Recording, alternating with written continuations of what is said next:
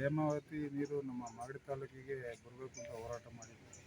ಮತ್ತು ಸಾಕಷ್ಟು ಜನ ಕೋರಡಿ ಚಂದ್ರಶೇಖರ್ ಎಲ್ಲ ಸ್ವಾಮೀಜಿ ಎಲ್ಲ ಬಂದು ವಕೀಲರು ಸಂಘರು ಎಲ್ಲ ಬಂದು ಹೋರಾಟಕ್ಕೆ ಸಹಕಾರ ಕೊಟ್ಟಿದ್ದಾರೆ. ಮುಂದಿನ ದಿವಸದಲ್ಲಿ ಸರ್ಕಾರ ಇದ್ರ ಬಗ್ಗೆ ಎಚ್ಚರಿಕೆಗಳಿಲ್ಲ ಅಂದರೆ ಮುಂದಿನ ದಿವಸದಲ್ಲಿ ವಿಧಾನಸೌಧಕ್ಕೆ ಟ್ಯಾಕ್ಟ್ರಿ ಮುಖಾಂತರ ರೈತರು ನಮ್ಮ ತಾಲೂಕಿನ ಎಲ್ಲ ರೈತರು ಮುಖಂಡರೆಲ್ಲ ಒಂದು ಸಭೆ ಕರೆದು ಮುಂದಿನ ಹೋರಾಟಕ್ಕೆ ಒಂದು ಟ್ಯಾಕ್ಟ್ರಿ ಚಲೋ ವಿಧಾನಸೌಧ ಚಲೋ ಅಂತ ಒಂದು ಕಾರ್ಯಕ್ರಮವನ್ನು ಹೆಚ್ಚಿನ ಸಂಖ್ಯೆಯಲ್ಲಿ ನೂರಾರು ಸಂಖ್ಯೆ ಟ್ಯಾಕ್ಟ್ರಿಗಳು ತಗೊಂಡು ರೈತರುಗಳೆಲ್ಲ ಅದಕ್ಕೆಲ್ಲ ಒಪ್ಪಿಗೆ ಮಾಡಿದ್ದಾರೆ.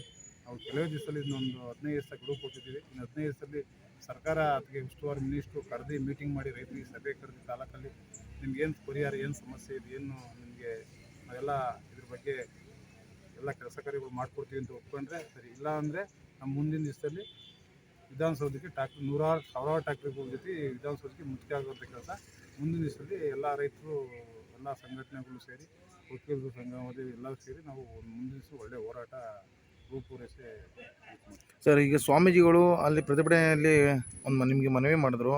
ಏನಪ್ಪ ಅಂದರೆ ಈ ಹೋರಾಟ ಇಲ್ಲಿಗೆ ನಿಲ್ಲಬಾರ್ದು ಮತ್ತು ತಾಲೂಕು ಜಿಲ್ಲಾ ಕೇಂದ್ರದಲ್ಲಿ ಮತ್ತು ಮುಖ್ಯಮಂತ್ರಿಗಳ ಮನೆ ಮುತ್ತಿಗೆ ಹಾಕುವ ಮೂಲಕ ಹೋರಾಟವನ್ನು ಮಾಡಬೇಕು, ಅಲ್ಲಿಗೆ ನಾವು ಯಶಸ್ಸು ಕಾಣ್ತೀವಿ ಅಂತ ಒಳ್ಳೆ ಸಂದೇಶ ಹೇಳಿದ್ರು ಅವರು. ಯಾಕೆ ಅಂತಂದರೆ ನಮಗೆ ಚಳುವಳಿ ಇಷ್ಟಕ್ಕೆ ಅದು ಸೀಮಿತ ಆಗಬಾರ್ದು. ಚಳುವಳಿ ಏನು ಅಂತಂದರೆ ದೊಡ್ಡ ಮಟ್ಟದಲ್ಲಿ ನಮಗೆ ಕುಡಿಯೋಕ್ಕೂ ಸಹ ನೀರು ಕೊಡುವಂಥ ಉದ್ದೇಶ ಸರ್ಕಾರದಲ್ಲಿ ಏನು ನಮಗೆ ಅನುಮೋದನೆ ಆಗಿದೆ ಅಷ್ಟು ನೀರು ನಮಗೆ ಹಂಚಿಕೆ ನೀರು ನಮ್ಮ ತಾಲೂಕಿಗೆ ಕೊಡಬೇಕು. ಕೊಡಲಿಲ್ಲ ಅಂದರೆ ಮುಂದಿನ ದಿವಸದಲ್ಲಿ ಮುಖ್ಯಮಂತ್ರಿ ಮನೆ ಮುಂದಕ್ಕಾದರೂ ಪ್ರತಿಭಟನೆ ಮಾಡೋಕ್ಕೆ ನಾವೆಲ್ಲ ಸಿದ್ಧತೆ ರೆಡಿ ಮಾಡ್ಕೊತೀವಿ.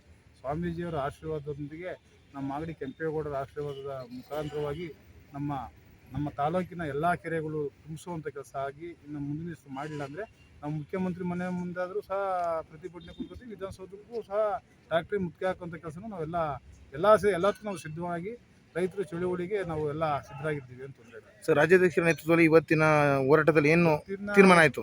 ಇವತ್ತಿನ ಹೋರಾಟದಲ್ಲಿ ಒಂದು ಶಕ್ತಿ ಬಂದಂಗಾಯಿತು. ನಮ್ಮ ತಾಲೂಕಿಗೆ ಒಬ್ಬ ಕೋರಡಿ ಚಂದ್ರಶೇಖರ್ ರಾಜ್ಯಾಧ್ಯಕ್ಷರು ಬಂದು ಹೋಗೋರು ಇಲ್ಲಿ ಅವರು ಸಹ ಅರೆಸ್ಟ್ ಆಗಿದ್ದರು. ದೇಶದಲ್ಲಿ ನಮ್ಮ ಇಲ್ಲೇ ಬಿಡುಗಡೆ ಮಾಡಿದ್ರು.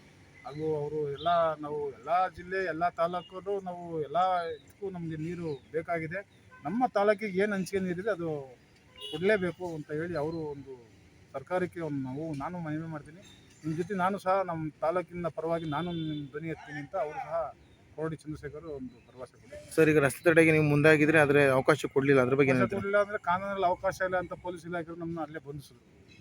ಅದಕ್ಕೆ ನಾವು ಅದಕ್ಕೆ ಕಾನೂನಿಗೆ ಒಂದು ಗೌರವ ಕೊಡುವಂಥ ಕೆಲಸ, ರೈತರುಗಳು ಯಾವುದೇ ರೀತಿಯಲ್ಲಿ ನಾವು ಆ ಥರ ತೊಂದರೆ ಕೊಡುವಂಥ ಕೆಲಸ ಆಗಬಾರ್ದು. ಇವತ್ತು ಸರ್ಕಾರಕ್ಕೆ ಒಂದು ಮಾಧ್ಯಮದ ಮುಖಾಂತರ ಗಮನ ಸೆಳೆದಿದ್ದೀವಿ. ಅದಕ್ಕೂ ಸರ್ಕಾರ ಏನು ನಮಗೆ ಮಾಹಿತಿ ಸರಿಗೆ ಕೊಡಲಿಲ್ಲ ಅಂದರೆ ನಾವು ಮುಂದಿನ ದಿವಸ ವಿಧಾನಸೌಧಕ್ಕೆ ಮುತ್ತಿಗೆ ಹಾಕೋದಂತೂ ಖಚಿತವಾಗಿ ನಾವು ಮಾಡ್ತೀವಿ. ಸರ್, ಮಾಗಡಿ ರೈತರಿಗೆ ಏನು ಹೇಳಕ್ಕೆ ಇಷ್ಟಪಡ್ತೀರಿ ಸರ್? ಇವತ್ತು ರೈತರು ಎಲ್ಲ ನಮ್ಮ ತಾಲೂಕಿನ ಕೆಂಪೇಗೌಡ ಕಟ್ಟಿದ ನಾಡಿನಲ್ಲಿ ಎಲ್ಲ ರೈತರುಗಳು ಸಮೃದ್ಧಿಯಾಗಿರಬೇಕು. ಎಲ್ಲ ರೈತರುಗಳು ಹೇಮಾವತಿ ನೀರ ಎಲ್ಲ ಪ್ರತಿಯೊಂದು ಮನೆಗೂ ತಲುಪಬೇಕು.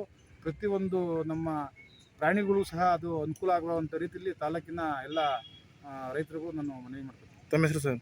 ತಮ್ಮ ಹೆಸರು ಗೋವಿಂದರಾಜ್ ಅಂತ.